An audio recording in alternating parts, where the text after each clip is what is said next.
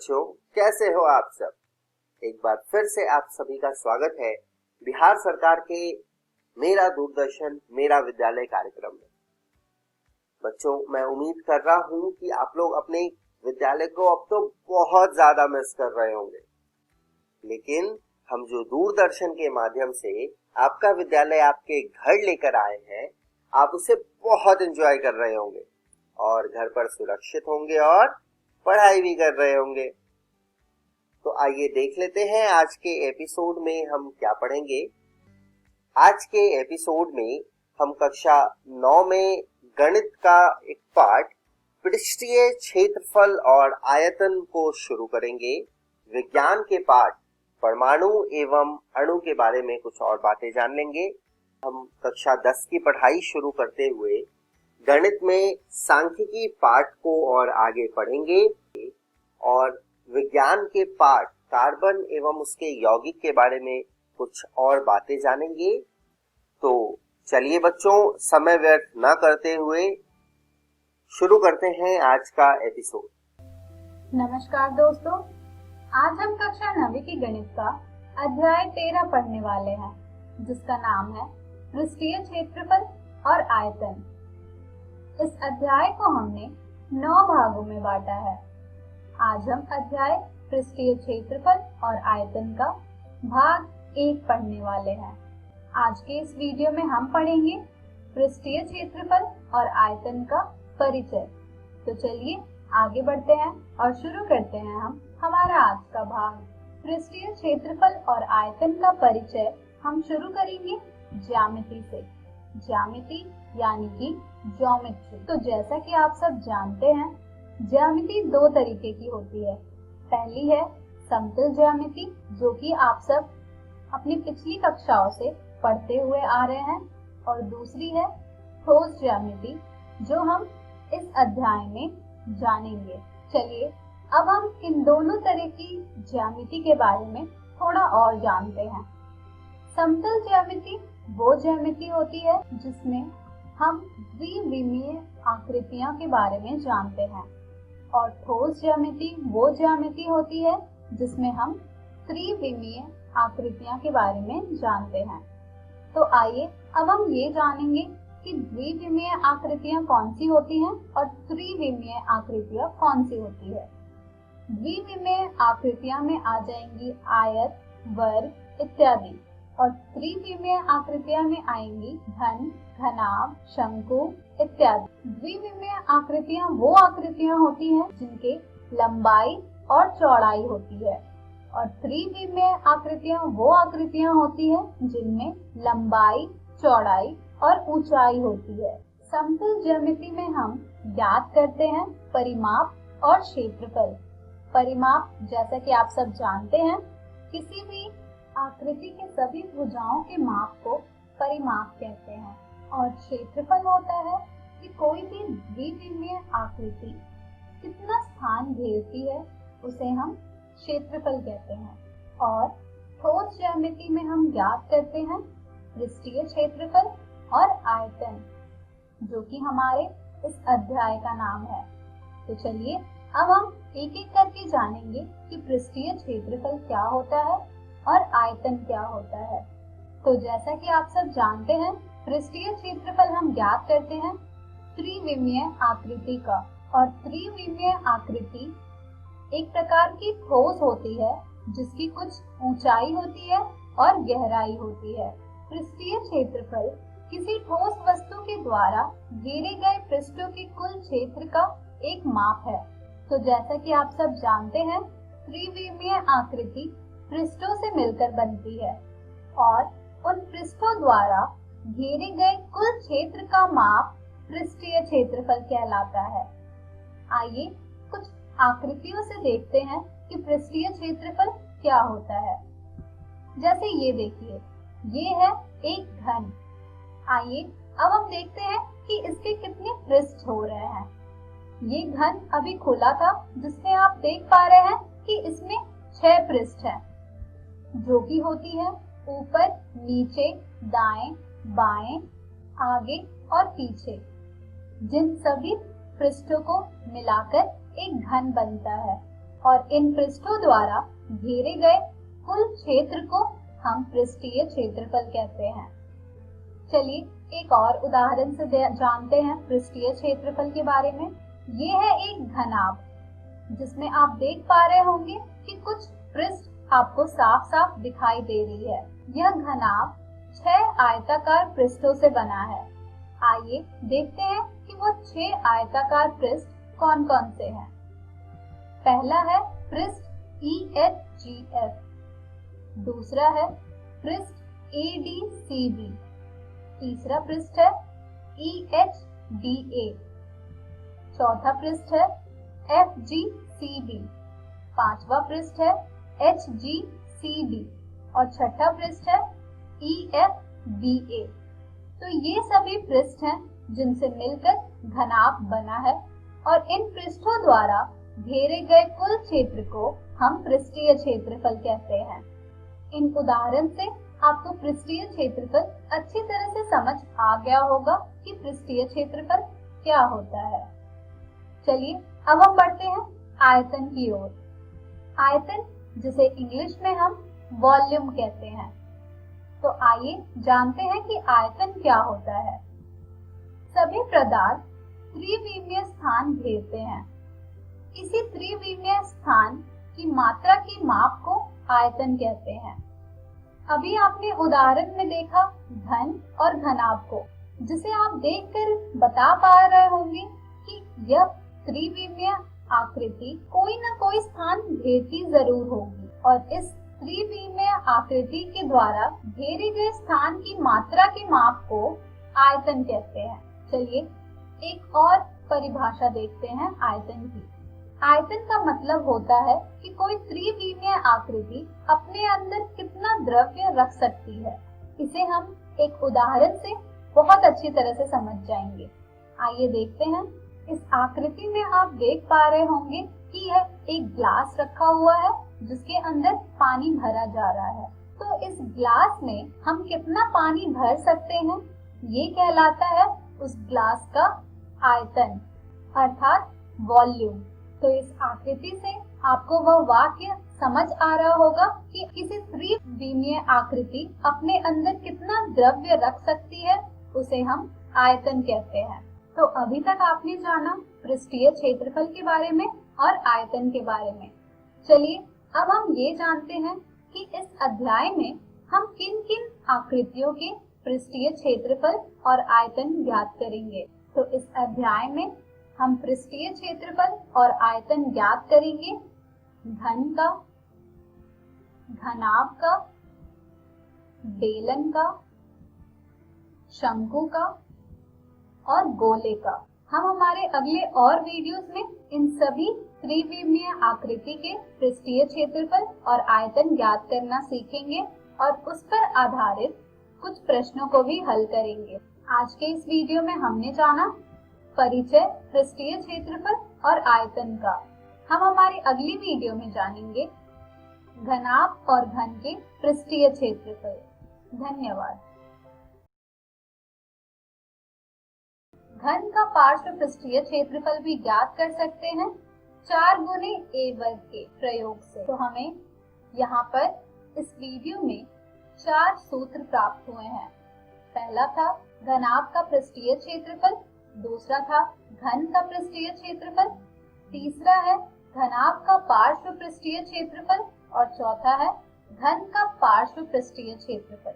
इन सभी सूत्रों को आप अच्छी तरह से याद कर लें क्योंकि इसका प्रयोग हम प्रश्नों को हल करने में करेंगे।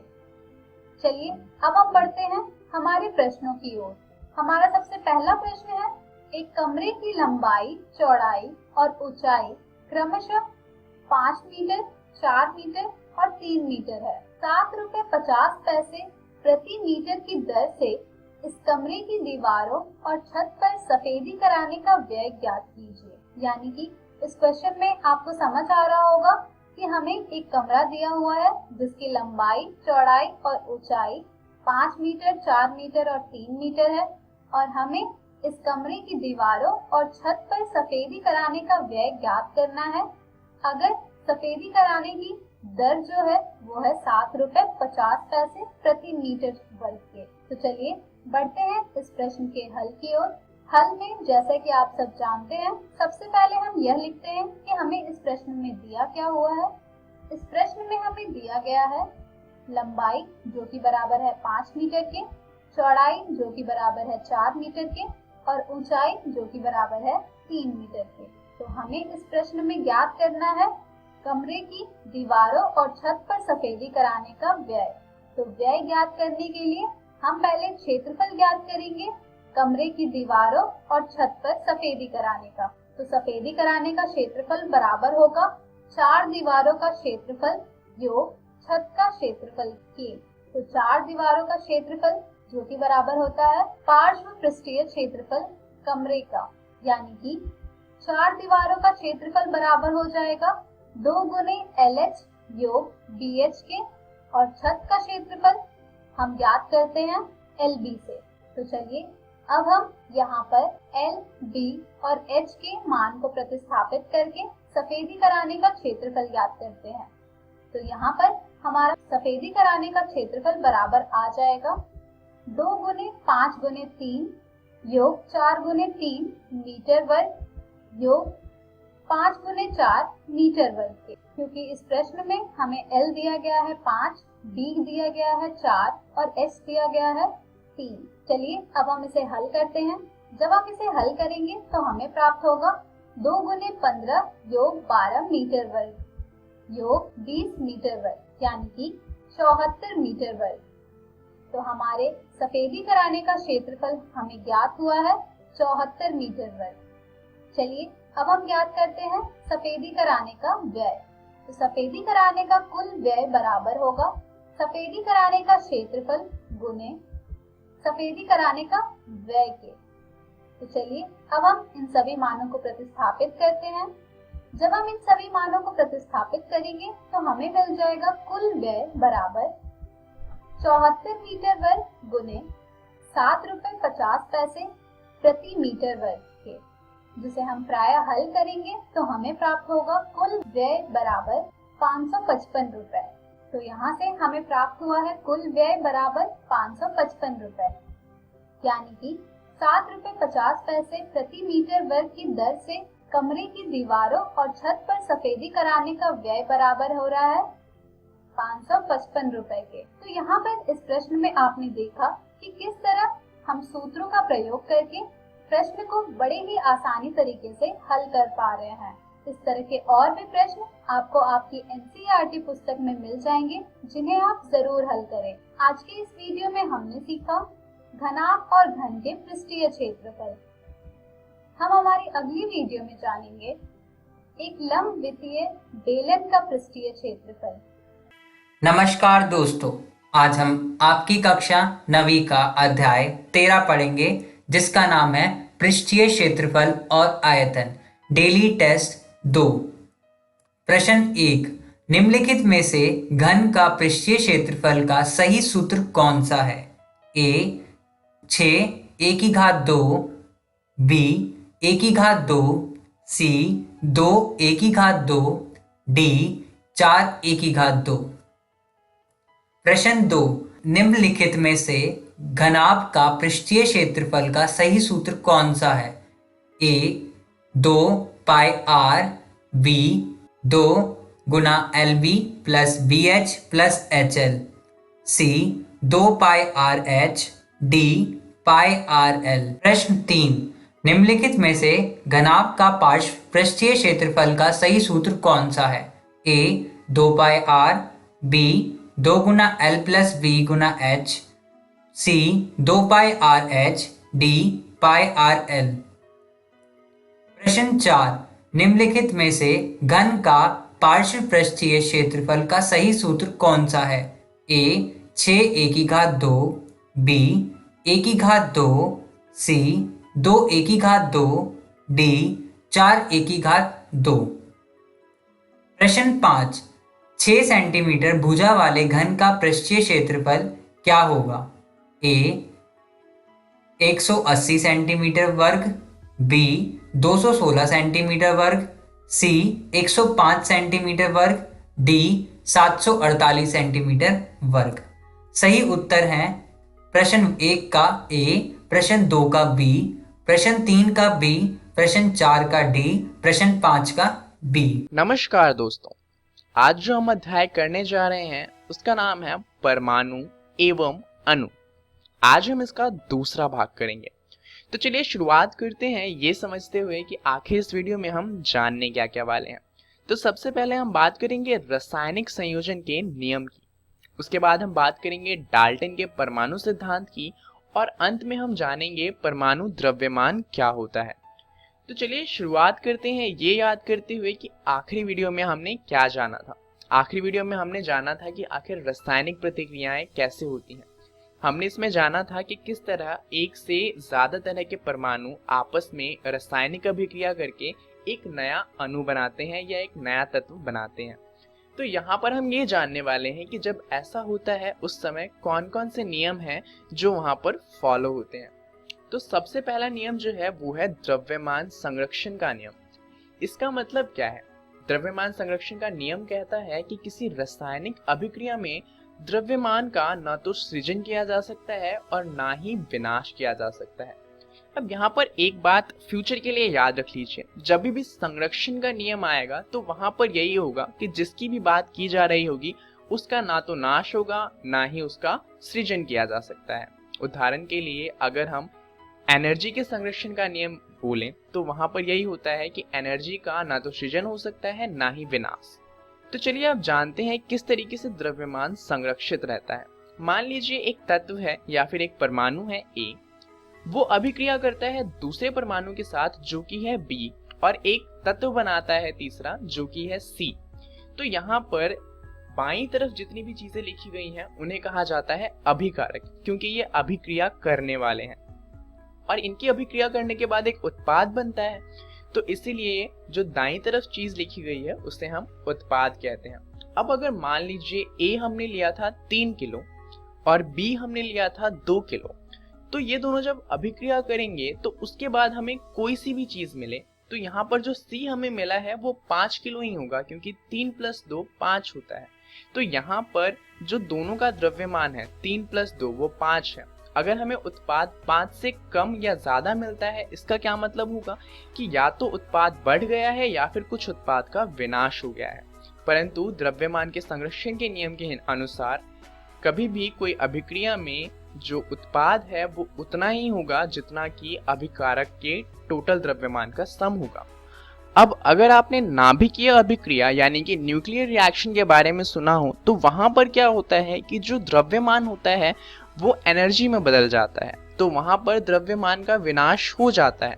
परंतु नाभिकीय अभिक्रिया और रासायनिक अभिक्रिया में अंतर होता है, और इसीलिए जितनी भी रासायनिक क्रियाएं होती हैं उनमें द्रव्यमान का संरक्षण का नियम जो होता है वो फॉलो होता है। और यहाँ पर क्या होगा, यहाँ पर अभिकारक का द्रव्यमान और उत्पाद का द्रव्यमान हमेशा बराबर होगा। तो ये हमारा रासायनिक संयोजन का पहला नियम था। चलिए जानते हैं दूसरा नियम कौन सा है। तो दूसरा नियम है स्थिर अनुपात का नियम। इसके अनुसार किसी भी यौगिक में तत्व सदैव एक निश्चित द्रव्यमानों के अनुपात में विद्यमान होते हैं। उदाहरण के लिए अगर हम बात करें जल के अणु की, तो इसमें क्या होता है 2 हाइड्रोजन के अणु होते हैं और 1 ऑक्सीजन का होता है। तो यानी कि इसमें हमेशा 2 हाइड्रोजन के अणु होंगे और 1 ऑक्सीजन का। अब आप जरूर सोच रहे होंगे कि इसका अनुपात हो जाएगा 2:1, परंतु ऐसा नहीं है, क्योंकि यहाँ पर हम बात कर रहे हैं द्रव्यमानों के अनुपात की। तो यहाँ पर अगर हम इनका रेशो निकालें तो जो हाइड्रोजन होता है उसका द्रव्यमान होता है 1, परंतु यहाँ पर 2 एटम है यानी कि 2 परमाणु है, तो इसे हम किससे गुना करेंगे 2 से। और यहाँ पर ऑक्सीजन का 1 अणु है परंतु उसका द्रव्यमान होता है 16। तो यहाँ पर अगर हम रेशो निकालें तो रेशो बनता है 1:8। तो आप कहीं का भी पानी ले, उसके अंदर जो द्रव्यमान का रेशो होगा या अनुपात होगा वो हमेशा 1:8 होगा। चाहे आप अपने घर का पानी ले, चाहे आप किसी नदी का पानी ले, किसी तालाब का पानी ले, या फिर आप गटर का पानी ले, या फिर रिसेंटली जो इंडिया है यानी कि हमारा भारत, उसने एक चंद्रयान 2 मिशन किया था चांद पर पानी की खोज करने के लिए। अगर उसे वहां पर पानी मिल जाता तो वहां पर भी जो द्रव्यमान का अनुपात होता वो 1:8 ही रहता। तो अगर हम पानी की बात कर रहे हैं तो वहां पर द्रव्यमान का रेशो हमेशा 1:8 रहेगा। अब मान लीजिए आप सोच रहे होंगे कि कहीं ऐसा हो जाए कि H2 के साथ O2 आ जाए, तब क्या होगा। दरअसल अगर ऐसा होता है तो ये जो तत्व है ये पानी ही नहीं बचेगा। दरअसल H2 और O2 अगर साथ में आ जाए तो ये जो चीज है ये है हाइड्रोजन परऑक्साइड। ये तो एसिडिक होता है, ये जल नहीं है। तो अगर यहाँ पर जो हमारा तत्व है उसमें थोड़ी सी भी छेड़छाड़ की जाए तो जो तत्व है वही बदल जाता है। तो इसलिए ऐसा कभी भी पॉसिबल नहीं होगा कि 1:8 ना हो फिर भी वो चीज जल हो। तो ये था हमारा स्थिर अनुपात का नियम। अब अगर आपको ये समझ में आ गया है तो चलिए जानते हैं कि सर डाल्टन जो थे उन्होंने परमाणु के बारे में क्या सिद्धांत दिए थे। उन्होंने टोटल 6 बातें कही थी, जिनमें से पहली बात थी कि सभी द्रव्य परमाणुओं से निर्मित होते हैं। अब इसका मतलब क्या था? उनका कहना था कि जितनी भी चीजें हैं वो सभी परमाणुओं से मिलकर बनी है, चाहे वो आपका कंप्यूटर हो, चाहे आपका खाना हो, चाहे आप खुद हो, ये सारी चीजें छोटे छोटे परमाणुओं से मिलकर बनी है। उसके बाद उन्होंने कहा था कि परमाणु अविभाज्य सूक्ष्मतम कण होते हैं जो रासायनिक अभिक्रिया में ना तो सृजित होते हैं और ना ही उनका विनाश होता है। तो इसके बारे में तो हमने अभी अभी बात करी। मान लीजिए कि अगर हम एक अभिक्रिया करते हैं जहाँ पर एक कार्बन का परमाणु है और एक हाइड्रोजन का परमाणु है और उससे हमें मान लीजिए कोई तीसरी चीज मिलती है, तो अगर हम चाहे कि ये जो हमें नई चीज मिली है ये ऑक्सीजन का परमाणु हो तो ये पॉसिबल नहीं है, क्योंकि हमने पहले कार्बन और हाइड्रोजन की अभिक्रिया करवाई है। तो जो हमें उत्पाद मिलेगा वो भी कार्बन और हाइड्रोजन से मिलकर बना हुआ कोई चीज होगा, वहां पर ऑक्सीजन का अणु नहीं आ सकता। डाल्टन सर ने जो तीसरी बात कही थी वो ये था कि दिए गए तत्व के सभी परमाणुओं का द्रव्यमान एवं रासायनिक गुणधर्म समान होते हैं। अब इसका मतलब क्या है? अगर आपको 2 कार्बन के एटम दिए हैं तो दोनों के रासायनिक गुणधर्म भी समान होंगे और द्रव्यमान भी समान होंगे। अब ये तो जाहिर सी बात है, अगर एक ही चीज का अणु है तो उनमें सारी चीजें बराबर ही होंगी। उनका चौथा जो था पॉइंट वो इसका बिल्कुल विपरीत था। उन्होंने कहा कि भिन्न भिन्न तत्वों के परमाणु के द्रव्यमान एवं रासायनिक गुणधर्म भिन्न भिन्न होते हैं। जाहिर सी बात है, अगर आप कार्बन के एटम को कंपेयर करेंगे ऑक्सीजन के परमाणु से तो उसमें थोड़ा डिफरेंस तो आएगा। ऑक्सीजन का परमाणु कार्बन से बहुत ज्यादा भारी होता है, ऑक्सीजन गैस होती है और वो अलग होती है कार्बन से कई सारे तरीकों से, और यही कारण है कि हम उसे ऑक्सीजन का परमाणु कहते हैं और कार्बन का परमाणु नहीं कहते। तो जाहिर सी बात है, अगर एक ही चीज का परमाणु होगा तो उसमें सारी चीजें समान होंगी और अलग अलग चीज का परमाणु होगा तो उसमें चीजें भिन्न होंगी। उन्होंने 5वीं चीज जो कही थी वो ये था कि भिन्न भिन्न तत्वों के परमाणु परस्पर छोटी पूर्ण संख्या के अनुपात में संयोग कर यौगिक निर्मित करते हैं। यानी कि अगर कोई चीज बनी है रासायनिक अभिक्रिया से और उसके अंदर क्या होगा, या तो 1 कार्बन का अणु होगा या 2 कार्बन के अणु होंगे या 3 होंगे या 4 होंगे। कभी भी ऐसा नहीं होगा कि उसके अंदर 4.5 कार्बन के अणु है। ऐसा क्यों? दरअसल अगर उसके अंदर 4.5 कार्बन का अणु है, इसका मतलब उसके अंदर 4 पूरे कार्बन के अणु है और 1 कार्बन का अणु जो है उसे आधा काट कर डाला गया है। परंतु हम ये जानते हैं कि जो परमाणु होता है वो अविभाज्य होता है, यानी कि उसे अलग अलग भागों में नहीं बांटा जा सकता। तो जब ऐसा हम कर ही नहीं सकते तो जाहिर सी बात है कि उनका अनुपात जो होगा वो पूर्ण संख्याएं होंगी और ऐसा नहीं होगा कि कोई सी संख्या आधी हो। छठी चीज जो उन्होंने कही थी वो ये था कि किसी भी यौगिक में परमाणुओं की सापेक्ष संख्या एवं प्रकार निश्चित होते हैं। अब ये तो हम तब से जानते ही आ रहे हैं, जैसे कि मान लीजिए अगर हम ऑक्सीजन की बात करते हैं और हाइड्रोजन की, तो इनसे मिलकर जल बनता है। तो जल में हमेशा क्या होगा, 2 हाइड्रोजन के अणु होंगे और 1 ऑक्सीजन का अणु होगा और उनके अंदर जो द्रव्यमान का अनुपात होगा वो हमेशा 1:8 रहेगा, ये कभी भी नहीं बदलेगा। तो ये तो फिर से वही बात हो गई। तो ये थे डाल्टन सर के जो 6 सिद्धांत उन्होंने परमाणु के बारे में दिए थे। चलिए अब समझते हैं परमाणु द्रव्यमान को। एक परमाणु के द्रव्यमान को परमाणु द्रव्यमान कहते हैं, तो जाहिर सी बात है। परंतु अगर हम कभी भी द्रव्यमान की बात करें तो हमारे माइंड में जो चीज आती है वो है किलोग्राम, ग्राम, पाउंड्स, आउंसेस एटसेट्रा। पर मान लीजिए आप क्या करते हैं, आपने एक वेइंग मशीन ली, यानी कि वजन तौलने वाली मशीन, और उसके ऊपर क्या रखा, एक कार्बन का एटम रखा। तो आप जानते हैं कि कार्बन का एटम बहुत। परमाणु एवं अणु क्विज 4। पहला प्रश्न, एक इलेक्ट्रॉन में किस प्रकार का आवेश होता है? ऑप्शन ए धनात्मक, ऑप्शन बी ऋणात्मक, ऑप्शन सी आवेश रहित और ऑप्शन डी इनमें से कोई भी नहीं। दूसरा प्रश्न, घनायन में किसकी संख्या अधिक है? Option A neutron, option B electron, option C proton and option D परमाणु। तीसरा प्रश्न, अवोगाद्रो संख्या क्या है?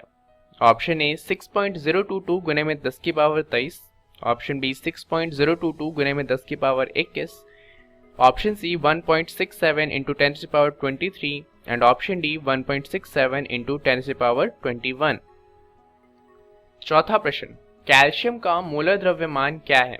Option A 40 U, option B 40 gram, option C 35 gram and option D 35 U। पांचवा प्रश्न, पानी का मोलर द्रव्यमान क्या है? Option A 16 U, option B 16 ग्राम, option C 18 U and option D 18 ग्राम। सही उत्तर first B, second C, third A, fourth B and fifth D. दीदी ये देखो।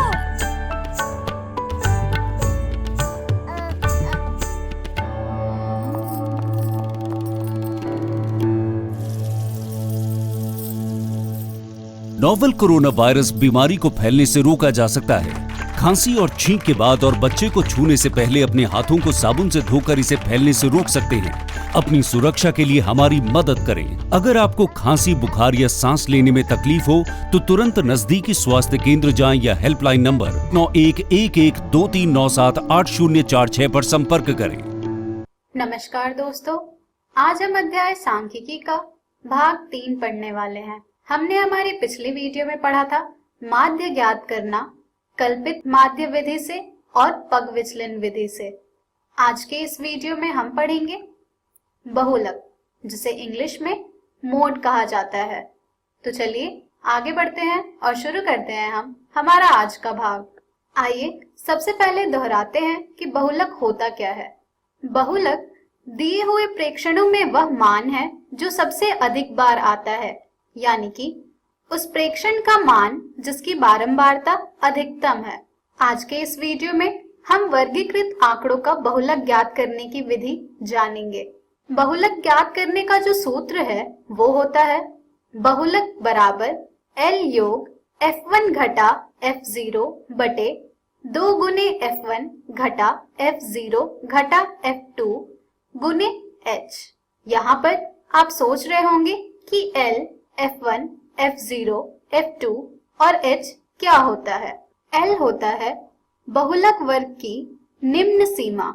अब आप सोच रहे होंगे कि बहुलक वर्ग क्या होता है। बहुलक वर्ग हम उस वर्ग को कहते हैं जिसकी बारंबारता अधिकतम है। उसी तरह F1 होता है बहुलक वर्ग की बारंबारता, F0 होता है बहुलक वर्ग से ठीक पहले वर्ग की बारंबारता, F2 होता है बहुलक वर्ग के ठीक बाद में आने वाले वर्ग की बारंबारता और H, जैसा कि आप सब जानते हैं, होता है वर्ग की माप। तो चलिए एक प्रश्न के द्वारा बहुलक को और अच्छी तरह से समझते हैं कि किस तरह हम दिए गए सारिणी से उसका बहुलक ज्ञात करेंगे। हमारा लिया गया प्रश्न है किसी फैक्ट्री के 50 श्रमिकों की दैनिक मजदूरी के निम्नलिखित बंटन पर विचार कीजिए। स्क्रीन पर आप वह बंटन देख पा रहे होंगे जिसमें एक ओर लिखा गया है दैनिक मजदूरी रुपयों में और दूसरी ओर लिखा गया है श्रमिकों की संख्या और हमें इसका बहुलक ज्ञात करना है। तो चलिए बढ़ते हैं इस उदाहरण के हल की ओर। हल में जैसा कि आप सब जानते हैं, सबसे पहले हम एक सारिणी बनाते हैं जिसके एक कॉलम में होता है दैनिक मजदूरी रुपयों में और दूसरी ओर होता है श्रमिकों की संख्या जो कि हमारे प्रश्न में दी गई होती है और उसे हम जिस प्रकार से प्रश्न में दिया गया होता है उसी प्रकार से उस सारिणी में भी लिखते हैं। अगर आपको सूत्र याद हो तो बहुलक ज्ञात करने के लिए हमारे पास L होना चाहिए, F1 होना चाहिए, F0 होना चाहिए, F2 होना चाहिए और H होना चाहिए। तो चलिए इस सारणी से इन सभी का मान प्राप्त करते हैं। सबसे पहले हम ज्ञात करेंगे L। L क्या होता है? L होता है हमारा बहुलक वर्ग की निम्न सीमा। तो चलिए ज्ञात करते हैं हम सबसे पहले बहुलक वर्ग। बहुलक वर्ग क्या होता है? बहुलक वर्ग वह वर्ग होता है जिसकी बारंबारता सबसे अधिक होती है। तो यहाँ पर हमारा जो वर्ग है जिसकी बारंबारता सबसे अधिक है वो है 120 से लेकर 140। तो हमारा बहुलक वर्ग हो जाएगा इस प्रश्न का 120 से लेकर 140। अब हमें प्राप्त करना है L का मान। तो L का मान होता है बहुलक वर्ग की निम्न सीमा यानी कि निचली सीमा। तो इस वर्ग अंतराल की निचली सीमा है 120। तो यहाँ से हमें प्राप्त हो रहा है L बराबर 120। इसके बाद हम ज्ञात करेंगे F0 का मान। F0 का मान कैसे हम ज्ञात करेंगे? F0 का मान बहुलक वर्ग से ठीक पहले वर्ग की बारंबारता होती है। तो हमारे बहुलक वर्ग से ठीक पहले वर्ग की बारंबारता है 12। तो यहाँ से हमें प्राप्त हो जाएगा F0 बराबर 12। उसके बाद हम ज्ञात करेंगे F1। F1 क्या होता है?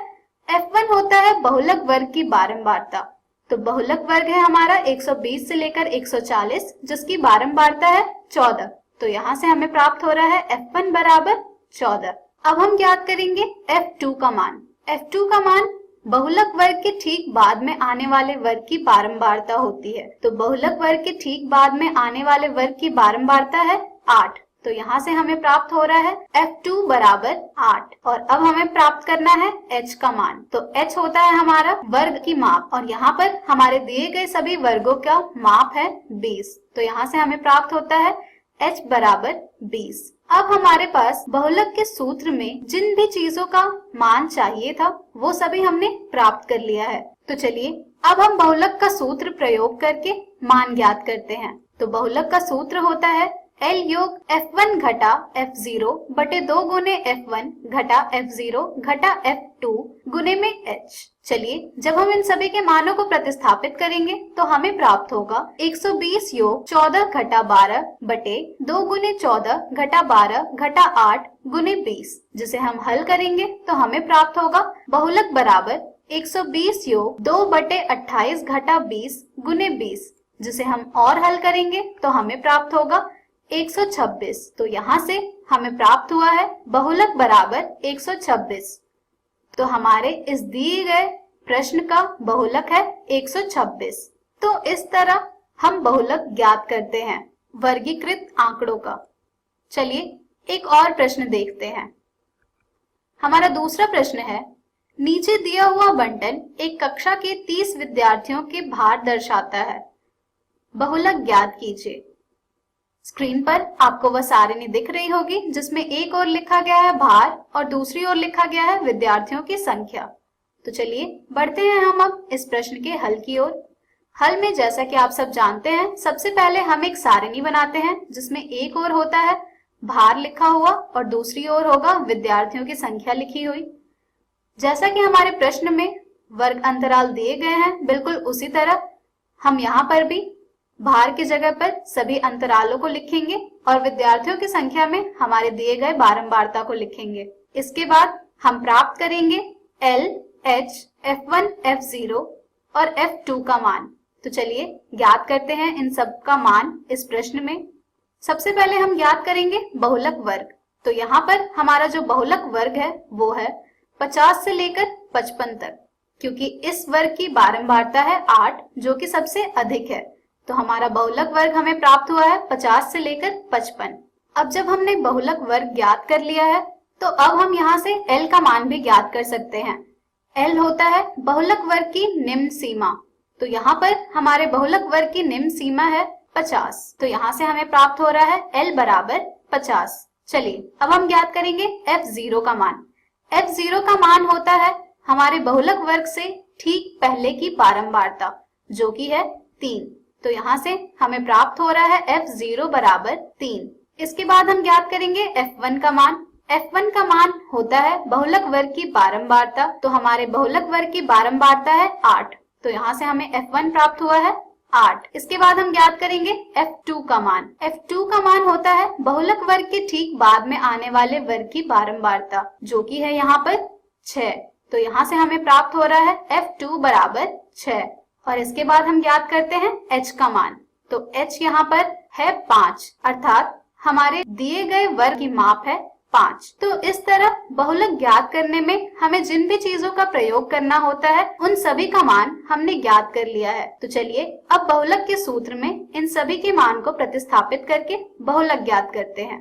तो जैसा कि आप सब जानते हैं, बहुलक का सूत्र होता है L योग F1 घटा F0 बटे 2 गुने F1 घटा F0 घटा F2 गुने में h। चलिए जब हम इन सभी के मानों को प्रतिस्थापित करेंगे तो हमें प्राप्त होगा बहुलक बराबर 50 योग 8 घटा 3 बटे 2 गुने 8 घटा 3 घटा 6 गुने में 5, जिसे हम हल करेंगे तो हमें प्राप्त होगा 50 योग 5 बटे 16 घटा 9 गुने 5, जिसे हम और हल करेंगे तो हमें प्राप्त होगा 53.57 और यही हो जाएगा हमारे इस प्रश्न का बहुलक। तो इस तरह से हम वर्गीकृत आंकड़ों का बहुलक ज्ञात करते हैं। इस प्रकार के और भी प्रश्न आपको आपकी एनसीईआरटी पुस्तक में मिल जाएंगे, जिन्हें आप जरूर हल करें। आज के इस वीडियो में हमने सीखा बहुलक, जिसका सूत्र है L योग F1 घटा F0 बटे 2 गुने F1 घटा F0 घटा F2 गुने में H। हम हमारी अगली वीडियो में जानेंगे माध्य। धन्यवाद।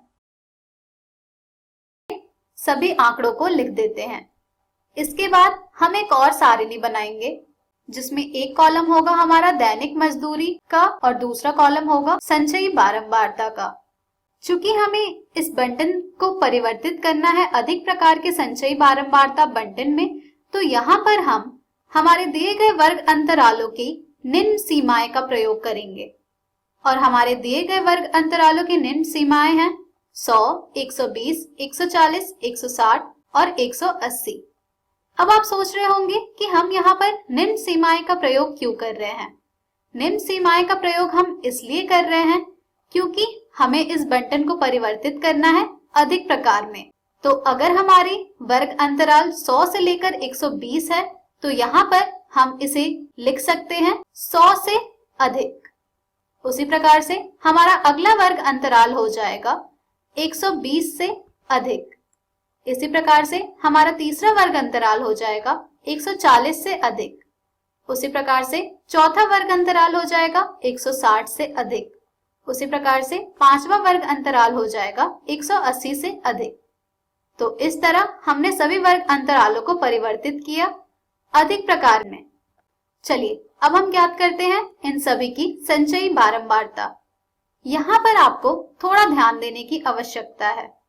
हमारा जो वर्ग है सबसे पहला वो है 100 से अधिक। तो 100 से अधिक की बारंबारता अगर देखी जाए तो वो बराबर होगा सभी दिए गए बारंबारता के योग के, और इन सब का योग है 50। तो हमारे 100 से अधिक वर्ग की संचयी बारंबारता आ जाएगी 50, क्योंकि 100 से अधिक तो सभी हैं। इसके बाद हमारे वर्ग 120 से अधिक की संचयी बारंबारता आ जाएगी 50 घटा 12 यानी कि 38। इसके बाद हमारे अगले वर्ग की संचयी बारंबारता आ जाएगी 38 घटा 14 यानी कि 24। इसके बाद हमारे अगले वर्ग की संचयी बारंबारता आ जाएगी 24 घटा 8 यानी कि 16। इसके बाद हमारे अगले वर्ग की संचयी बारंबारता आ जाएगी 16 घटा 6 यानी कि 10। तो इस प्रकार से हम अधिक प्रकार की संचयी बारंबारता बंटन बनाते हैं, और यही बंटन हो जाएगा हमारा अधिक प्रकार का संचयी बारंबारता बंटन। चलिए अब हम बनाते हैं इसका तोरण। तो दोस्तों, इसका तोरण बनाने के लिए भी हम सबसे पहले ग्राफ पर निरूपित करते हैं क्षैतिज अक्ष और ऊर्ध्वाधर अक्ष को, और फिर निरूपित करते हैं बिंदुओं को। तो बिंदुओं को हम लिखते हैं, सबसे पहले आती है हमारी निम्न सीमा और फिर आएगी हमारी संगत संचयी बारंबारता। तो हमारे अधिक प्रकार की संचयी बारंबारता बंटन के जो बिंदुएं आएंगी वो हो जाएगा 100,50, 120,38, 140,24, 160,16 और 180,10। तो आइए ग्राफ पर देखते हैं हम कि किस प्रकार से हम इसका तोरण खींचेंगे। ये रहा हमारा ग्राफ, जिसमें आप देख पा रहे हैं कि क्षैतिज अक्ष पर हमने निरूपित किया है निम्न सीमाओं को और ऊर्ध्वाधर अक्ष पर हमने निरूपित किया है संचयी बारंबारता को। इसके बाद जब हम सभी बिंदुओं को आलेखित करेंगे और फिर उसे मुक्त मृदु हस्त वक्र अर्थात फ्री हैंड स्मूथ कर्व द्वारा मिलाएंगे तो हमें कुछ इस प्रकार से प्राप्त होंगी तोरण। तो इस तरह हमने इस प्रश्न का तोरण खींचा। इसका माध्य भी आप उसी विधि से ज्ञात कर सकते हैं कुछ इस प्रकार से, और फिर आपको प्राप्त हो जाएगा माध्य। माध्यक आप एक और विधि से ज्ञात कर सकते हैं, जिसमें आप एक ही अक्षों पर दोनों प्रकार के अर्थात कम प्रकार के और अधिक प्रकार के तोरण खींचकर प्राप्त कर सकते हैं। जब आप दोनों प्रकार के तोरण खींचेंगे तो आपको दिखेगा उसमें कि दोनों तोरण एक बिंदु पर प्रतिच्छेद करते हैं। इस बिंदु से अगर आप क्षैतिज अक्ष पर लंब खींचेंगे तो यह लंब क्षैतिज अक्ष को जहां काटता होगा वही होगा हमारे आंकड़ों का माध्यक। जैसे कि ये देखिए, इन दोनों बिंदुओं के प्रतिच्छेद पर जब हमने क्षैतिज अक्ष पर लंब खींचा तो यह लंब क्षैतिज अक्ष को जिस बिंदु पर काट रहा होगा वही होगा हमारे दिए गए आंकड़ों का माध्यक। तो इस प्रश्न का माध्यक है हमारा 138.57। तो दोस्तों, इस प्रकार से हम संचयी बारंबारता बंटन को आलेखीय रूप से निरूपित करते हैं और फिर उसका तोरण खींचते हैं और फिर तोरण से माध्यक ज्ञात करते हैं। इस प्रकार के और भी प्रश्न आपको आपकी एनसीईआरटी पुस्तक में मिल जाएंगे, जिन्हें आप जरूर हल करें। आज के इस वीडियो में हमने सीखा संचयी बारंबारता बंटन का आलेखीय निरूपण। नमस्कार दोस्तों, आज जो हम अध्याय करने जा रहे हैं उसका नाम है कार्बन एवं उसके यौगिक। आज हम इसका दूसरा भाग करेंगे। तो चलिए जानते हैं कि इस दूसरे भाग में हम क्या जानने वाले हैं। सबसे पहले हम बात करेंगे सहसंयोजी आबंध के बारे में। उसके बाद हम जानेंगे कार्बन की सर्वोत्तमुखी प्रकृति को, और उसके बाद हम बात करेंगे श्रृंखलाएं, शाखाएं एवं वलय क्या होते हैं। परंतु एक बात, सहसंयोजी आबंध के बारे में तो हम पहली वीडियो में जान चुके हैं कि जब हम इलेक्ट्रॉन को आपस में बांटते हैं तो जो आबंध बनता है वो सहसंयोजी आबंध बनता है। तो आप जरूर सोच रहे होंगे कि अगर हम पहले ही सहसंयोजी आबंध पढ़ चुके हैं तो इसके बाद हम इसके बारे में फिर से क्यों पढ़ रहे हैं। चलिए इसके लिए एक सवाल पूछने दीजिए मुझे। सवाल है कि क्या आप सहसंयोजी आबंध के प्रकार जानते हैं? अब आप नहीं जानते कि सहसंयोजी आबंध के प्रकार क्या होते हैं, तो ये जानना तो जरूरी है। तो चलिए समझते हैं कि सहसंयोजी आबंध कितने प्रकार के होते हैं। दरअसल जो सहसंयोजी आबंध हैं वो इलेक्ट्रॉनों की संख्या के आधार पर 3 प्रकार के होते हैं। अब इलेक्ट्रॉनों की संख्या के आधार पर क्या मतलब है?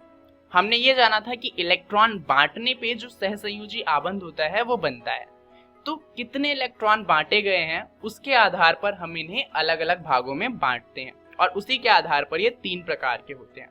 सबसे पहला है एकल बंध। नाम से ही समझ आ रहा है कि यहाँ पर सिर्फ एक इलेक्ट्रॉन बांटा जाएगा। इसके लिए हम उदाहरण लेते हैं हाइड्रोजन का। हाइड्रोजन में क्या होता है कि परमाणु क्रमांक होता है 1, क्योंकि उसके पास एक ही इलेक्ट्रॉन होता है, एक ही प्रोटॉन होता है और एक ही न्यूट्रॉन होता है। तो यहाँ पर उसका इलेक्ट्रॉनिक विन्यास भी हो जाएगा 1, क्योंकि उसके पास एक ही इलेक्ट्रॉन है तो एक ही डालेगा अपने बाहर वाले कोश में। अब यहाँ पर उसकी संयोजकता कितनी हो जाएगी? 2 आ सकते हैं इलेक्ट्रॉन और उसके पास एक इलेक्ट्रॉन पहले से है, तो 2 - 1 यानी कि 1। तो संयोजकता कितनी हो जाएगी? 1। तो यहाँ पर उसे एक इलेक्ट्रॉन और चाहिए। अब हाइड्रोजन क्या करेगा, वो एक और हाइड्रोजन के एटम को ढूंढ के ले आएगा और उसको बोलेगा कि यार देख, मेरे पास एक इलेक्ट्रॉन है, तेरे पास भी एक इलेक्ट्रॉन है, हम दोनों क्या करते हैं आपस में अपना इलेक्ट्रॉन बांट लेते हैं। तो तेरे पास भी 2 इलेक्ट्रॉन हो जाएंगे और मेरे पास भी 2 इलेक्ट्रॉन हो जाएंगे। तो तेरा भी बाहर वाला कोश पूरा भर जाएगा और मेरा भी पूरा भर जाएगा, दोनों का फायदा हो रहा है। तो दूसरा हाइड्रोजन भी कहेगा हाँ सही बात है, और दोनों क्या करेंगे आपस में जो अपना इलेक्ट्रॉन है उसको बांट लेंगे और इससे एक आबंध बनेगा जिसे कहा जाएगा सहसंयोजी आबंध, और उसे हम एकल बंध भी कह सकते हैं क्योंकि यहाँ पर सिर्फ एक इलेक्ट्रॉन बांटा गया है। तो इसे दिखाने के 2 तरीके हैं। आप हाइड्रोजन का एटम यानी कि H लिखकर 2 डॉट बनाकर यहाँ पर गोले बना सकते हैं, यह एकल बंध को दर्शाता है। या फिर आप क्या कर सकते हैं, 2 हाइड्रोजन के बीच में एक सिंगल लाइन को खींच देंगे तो वो भी एकल बंध को दर्शाता है। चलिए अब बात करते हैं दोहरे बंध की। तो दोहरे बंध का भी नाम से ही समझ में आता है कि यहाँ पर 2 इलेक्ट्रॉन जो होंगे वो बांटे जाएंगे। इसे समझने के लिए हम उदाहरण लेंगे ऑक्सीजन का। ऑक्सीजन जो है उसका इलेक्ट्रॉनिक नंबर यानी कि जो परमाणु क्रमांक होता है वो होता है 8।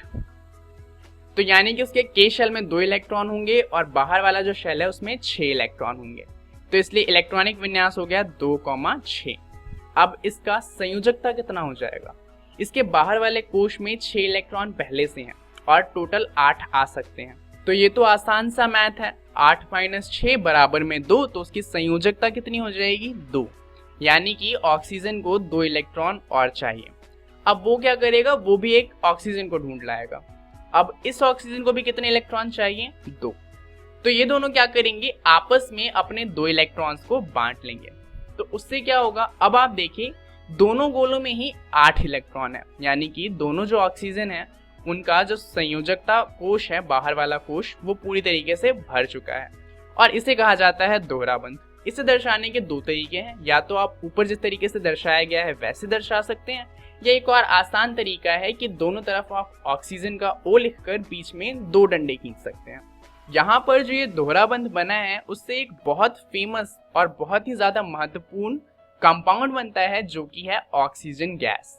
चलिए अब देखते हैं तीसरे प्रकार का सहसंयोजी आबंध जो कि है त्रियाबंध। यहाँ पर हम बात करेंगे नाइट्रोजन की। यहाँ पर 3 इलेक्ट्रॉन आपस में बांटे जाएंगे। तो नाइट्रोजन का परमाणु क्रमांक होता है 7, तो उसका इलेक्ट्रॉनिक विन्यास हो जाएगा 2,5, यानी कि 2 इलेक्ट्रॉन अंदर वाले शेल में होंगे और बाकी के 5 जो होंगे वो बाहर वाले कोश में होंगे। और इसकी संयोजकता हो जाएगी 8 - 5, क्योंकि बाहर वाले कोश में 8 इलेक्ट्रॉन आ सकते हैं और 5 पहले से हैं, तो संयोजकता हो जाएगी 3, यानी कि उसे 3 और इलेक्ट्रॉन चाहिए। तो वो क्या करेगा, वो एक नाइट्रोजन को ढूंढ के लाएगा और उसको बोलेगा कि 3 इलेक्ट्रॉन आपस में बांट लेते हैं। उससे क्या होगा कि दूसरे नाइट्रोजन के पास भी 8 इलेक्ट्रॉन हो जाएंगे और इसके पास भी 8 इलेक्ट्रॉन हो जाएंगे। तो यहाँ पर ये दोनों ही आपस में 3 इलेक्ट्रॉन आपस में बांट लेंगे और इस तरीके से आप देखेंगे कि हर गोले में 8 इलेक्ट्रॉन हैं। यहाँ पर आप इसे कुछ इस तरीके से भी दर्शा सकते हैं, दोनों ही नाइट्रोजन के बीच में 3 डंडे डालकर, और यहाँ पर जो कंपाउंड बनेगा वो बनेगा N3। तो ये थे सहसंयोजी आबंध। चलिए अब जानते हैं कार्बन की सर्वोत्तमुखी प्रकृति के बारे में। अब इसे जानने से पहले एक बात जानते हैं कि कार्बन लगभग 30 लाख से भी ज्यादा तरह के यौगिक बना सकता है, और 30 लाख बहुत ज्यादा होते हैं। तो कोई तो रीजन होगा, और यही कारण है कि कार्बन इतने सारे कंपाउंड बनाता है और इसलिए ये इतना ज्यादा महत्वपूर्ण होता है। तो आखिर ये ऐसा कैसे कर पाता है, चलिए समझते हैं। अब इसका कारण है कैटिनेशन, या फिर हम कह सकते हैं श्रृंखलन। तो अब ये श्रृंखलन क्या होता है, कार्बन में कार्बन के ही अन्य परमाणुओं के साथ आबंध बनाने की एक अद्वितीय क्षमता होती है और इसे ही कहा जाता है श्रृंखलन। जैसे कि यहाँ पर आप देख सकते हैं कार्बन ने दूसरे कार्बन के साथ ही अपना एक इलेक्ट्रॉन बांटा हुआ है। अब जरूरी थोड़ी है कि वो एक ही इलेक्ट्रॉन को बांटे, हो सकता है कि वो 2 इलेक्ट्रॉन बांटे और दोहरा बंध बनाए, या ये भी हो सकता है कि वो 3 इलेक्ट्रॉन बांट के त्रियाबंध बनाए। और जरूरी थोड़ी है कि एक ही कार्बन के साथ बांटे, हो सकता है कि एक साथ वो 4-5 कार्बन के साथ अपने इलेक्ट्रॉन को बांट रहा हो। तो इससे क्या होता है कि कार्बन की एक श्रृंखला बन जाती है। जैसे कि आप यहाँ पर देख सकते हैं, आपस में बहुत सारे कार्बन ही मिलकर आपस में बांध बना रहे हैं, और इससे क्या होता है कि बहुत सारे तरह के कंपाउंड बन सकते हैं।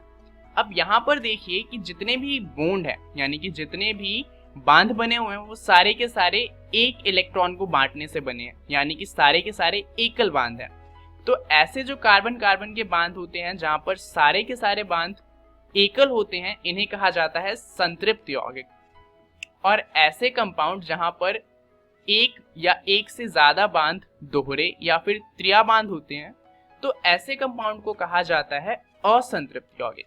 अब यहाँ पर संतृप्त यौगिक और असंतृप्त यौगिक का क्या काम है उसे हम बाद में जानेंगे। अभी जानते हैं हाइड्रोकार्बन यौगिक के बारे में। तो अब ये क्या होता है, कार्बन एवं हाइड्रोजन के यौगिक को हाइड्रोकार्बन कहते हैं, यानी कि ऐसा कंपाउंड जिसके अंदर सिर्फ कार्बन हो और हाइड्रोजन हो उसे कहा जाएगा हाइड्रोकार्बन। जो हाइड्रोकार्बन एकल बांध से बनते हैं उन्हें कहा जाता है एल्केन। जैसे कि पहला कंपाउंड यहाँ पर 1 कार्बन है और 4 हाइड्रोजन है, इसे कहा जाएगा मीथेन। दूसरे वाले में 2 कार्बन है और 6 हाइड्रोजन है, इसे हम इथेन कहते हैं। तीसरा वाला प्रोपेन है। अब जो हाइड्रोकार्बन दोहरे बंध बनाते हैं उन्हें कहा जाता है एल्कीन। अब यहाँ पर आप देख सकते हैं कि ऐसा नहीं है कि सारे के सारे बांध ही दोहरे हैं, यहाँ पर बस एक दोहरा बांध है। तो अगर ऐसा कोई हाइड्रोकार्बन है जिसमें एक भी दोहरा बांध होता है तो उसे हम कहते हैं एल्कीन। यहाँ पर जो कंपाउंड बना है उसे कहा जाएगा प्रोपीन। अब जो हाइड्रोकार्बन त्रिया बांध से बनते हैं, यानी कि उनके बीच में अगर एक भी त्रिया बांध होता है तो उसे कहा जाता है अल्काइन। जैसे कि यहाँ पर ये जो यौगिक है ये है प्रोपाइन। चलिए अब समझते हैं श्रृंखलाएं, शाखाएं एवं वलय को। तो यहाँ पर इनका क्या मतलब है, इसको जानने से पहले चलिए एक सवाल देखते हैं कि क्या हाइड्रोकार्बन की एक से ज्यादा संरचना हो सकती है। अब संरचना का मतलब है कि क्या एक ही हाइड्रोकार्बन को एक से ज्यादा तरीके से दिखाया जा सकता है। अब आप सोच रहे होंगे ऐसा कैसे पॉसिबल है। दरअसल ये पॉसिबल है, ऐसा हो सकता है। उदाहरण के लिए ये देखिए, यहाँ पर आप कार्बन और हाइड्रोजन की संख्या को गिनिए। अगर आप गिनेंगे तो आप पाएंगे यहाँ पर 4 कार्बन है और 10 हाइड्रोजन है। अब जरा इसे देखिए, यहाँ पर भी गिनिए कि कार्बन कितने हैं और हाइड्रोजन कितने हैं।